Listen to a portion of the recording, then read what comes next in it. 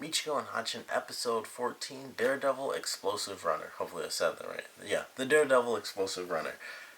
Pretty crazy episode. Probably the craziest episode we've had so far. It's definitely the most action-packed episode we've had, which I certainly don't mind because I love the action in this show, and it doesn't... Honestly, I don't feel like it happens nearly enough because we get crazy scenes where Michiko will just continue to survive, whether it's through her skills or it's through typical, just television luck, or whether it's anime or live action, there's always that moment where it's like, whew, they were definitely dead, and then, oh, here comes this truck, flying down the bridge, and it blocked the kukri that the guy tossed at her.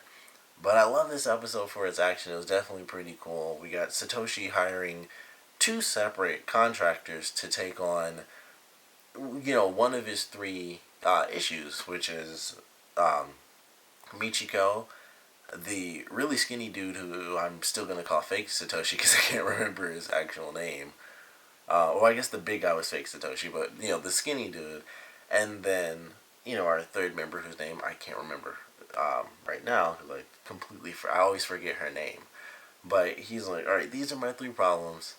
He goes to the old guy first. Like, you pick one of these. He chooses the crackhead, but of course, and Satoshi even told him like Michiko will probably be rolling through here after 2 days from now. She'll probably be rolling straight through here to get to this other place, and that's exactly what happened. After he accepted going after the skinny dude, it skipped 2 days exactly, and then here comes Michiko running from the cops, and he's like, well, I'm just gonna do that. Like, he was still good. He walked right across. He walked like halfway across the street and was like, meh, and just went right after her. And also, I guess I don't know if you guys saw that or not, but charcoal, art class. Um, so he goes after her, and it's just like, okay, well, now that he's done that, it left Satoshi open at the end of the episode when he saw the skinny guy. He's like, that better be a ghost. Because the old guy never called him. It was like, oh, and he even mentioned, like, oh, I probably should have called him now that I'm going after Michiko instead. Which also threw things off because Satoshi goes to, like, this guy who's known as, like, a samurai or whatever and hires him. And I don't know what was going on with his character. He was, like, 100% acid trip or something. He was like seeing his ex-girlfriend. He was seeing Satoshi on the couch when he was actually still right in front of him. He was seeing like money flying off of Michiko when she was running, and he was just a weird character. He was really awesome, to be totally honest. And it was crazy how he basically had super strength. When he was on that motorcycle and he had the second hammer, he just threw it and it flew through the car. I'm like, he has like super strength. He's like 20 feet away from where the truck is, and he's just launching this thing, and it kept momentum and stuck into the seat. So that was pretty crazy. And then he has like the blade rings, like Xena or something, and that's what I really think of. I just don't know the actual names, but he throws though. He blows out the tire of this truck, which most likely won't come into effect in the next episode. It probably won't matter.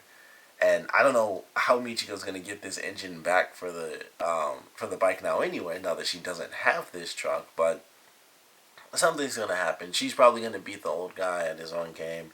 He might die. I'm not 100% sure. He lost at the whole one shot thing, although he totally had her dead to rights at the motel, and instead he chose to kind of play the game with her. And I feel like that's what he always does because he just had a simple handgun, and then he switched to like at first I thought it was a sniper rifle, of course, but it's almost like half a sniper rifle, like he had it cut down or something. But it's definitely a rifle based gun, but it's a single hand rifle. You can hold it two hands because it definitely had a barrel long enough for both hands. But it's like a single hand rifle, which is very interesting. I don't know if a gun like that exists at all in real life, but it looked kind of cool. It was, like I said, it was almost like a sniper rifle, but like cut in half almost and kind of modified a little bit. So I like this custom weapon. He fell twice at his one bullet thing, which of course we all knew was going to happen with Michiko. But when he shot the other guy, I was like, oh crap, he took that guy out, so now it's just the old guy again. And then he got up, and I was like, okay, he has like a bulletproof vest on, but he didn't. He was just bleeding. And then he jumps off the bridge after he runs out of bullets and can't chase them down because they're in a car now. and he just jumps off a bridge after all the cops are, pointing their guns at him. He's just like, ha, and then just falls straight off the bridge. So of course he's gonna be in the next episode, which I'm watching right after this because I actually don't have anything else to watch because I actually caught up on the Comic Got Kill. I didn't have the chance to see this episode because it, for whatever reason, it didn't record, and then I had to wait for it to be on demand because I didn't get back. Like, I normally don't ever get back until Monday to watch my shows, and typically it's on demand, and it wasn't for some reason. So that's why I'm like, full. I mean, 2 episodes behind now, um, because it wasn't on demand. So that's why this is super late because I know normally it's late anyway, but I was trying to be on top of this. I was like, crap, it's not on demand, which really sucks because I did enjoy this episode a lot. So I'm glad I got to see it now. I'm excited for the next episode, which I'm assuming this will be one of the few episodes that does actually continue on from where the previous episode left off. So that's pretty cool. It'll be interesting to get another one of those because they don't happen. I think this will officially be the third time an episode is actually carried on directly from the last episode. So I'm excited for that because we're going to have the other samurai dude come back. We're going to have... I don't know what's going to happen with Satoshi and, like, the skinny guy because he got run over, but he didn't die. And Satoshi just kept on going, so he just assumed he killed him, I guess. So that's probably going to bite him in the butt where the guy's going to come after him, like on his own because he gave Michiko the gun the first time, but he might come after him by himself now. Like, he ran me over after, hiring the guy. He probably thought he was joking because he does smile at him. And I'm not 100% sure if he knew it was Satoshi, but I'm pretty sure he could see him. And he's smiling like, oh, there's Satoshi. He was probably joking and messing around with me about hiring that assassin. And then his look totally changed when the car revved up and shot right at him. But he's still alive, so he's probably going to get up. He was laughing. It was almost like a Joker type thing where he gets just brutally messed up. And then he just laughs about it. So he's spitting some of his teeth out, which was kind of gross to me. And it's weird how that can be so gross, like just someone's teeth, being spit out. That's just how it is to me. But his leg is messed up, but he's alive. So he might go after Satoshi if Satoshi is actually staying in the town, which I'm assuming he is. Then we have, like I said, the samurai dude, wherever he's going to end up after jumping off this bridge. And then we have Michiko and the old guy. And I don't know how the game's going to start up again because he made her drop the gun when they were on the bridge. And so maybe he'll give her another handgun and be like, alright, we'll start the game over again. And it goes from there. And I don't know if Hatchin will even have a scene in the next episode. I'm sure she will. Just like, what the heck is she up to now or something. It'll be like one of those, like, 10-second scenes where it's one line of dialogue and then it goes back to all the crazy action. But either way, this was a really fun episode. I love the action. It was actually lots of action in it. The most action-packed episode we've had. Plus, we got to see that little possible Hiroshi picture again with the guy with the fruit. And I don't know if in the next episode the other woman gets there. I want to. It's not like Ahiko. It's something with an A, I think. I wish I could remember her name.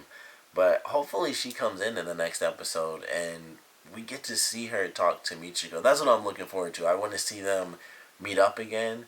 And she says, I knew I'd find you here because Hiroshi's actually here. And then they kind of go and try to find him. So, well, I doubt they try to find them together. But it would kind of give Michiko a bit of reassurance. Like, that really was Hiroshi that I saw. And then she'll try to find him, and it might actually be him. Like, it actually said Morenos, in that little thing. It said something Morenos. I forgot what the first word was, but it wasn't a name. It was something like, it was like a verb, like doing something, and then it said like Morenos. But I'm excited for the next episode. I enjoyed this one, and of course, I want to know what you guys thought about it, so please comment below. Let me know your favorite parts, your least favorite parts, and with this being like such a big action-based episode, I want to know what your favorite action moment from it was. Because for me, I mean, it's hard to pick a specific moment because really it was like just one long car chase like the entire time. So it's a little difficult to do it. I think there was a little split where it went to commercial, I believe, after like the first portion when she got away from the car the first time. But That second portion is when the motorcycle guy came in. That was my favorite part because I liked the first part. That was cool, but then he came in and he has like this cool black car and stuff. Instantly crashed it when he was trying to drive into her and she sped up a little. Destroyed that. He stole the motorcycle from the motorcycle driver who almost got killed when he crashed the car. And then, him just like throwing hammers and crap. That was my favorite part because it was just insane. Like, what is this guy? Like, he really was like a crazy anime samurai because he was doing all this weird stuff that should not have been possible. Like, when he got hit, when he was on the motorcycle and Michiko drove the truck at him, and then she looks in the rear view and he's climbing up the back of the truck. Like, how did that even remotely happen? He didn't go under, that's for sure.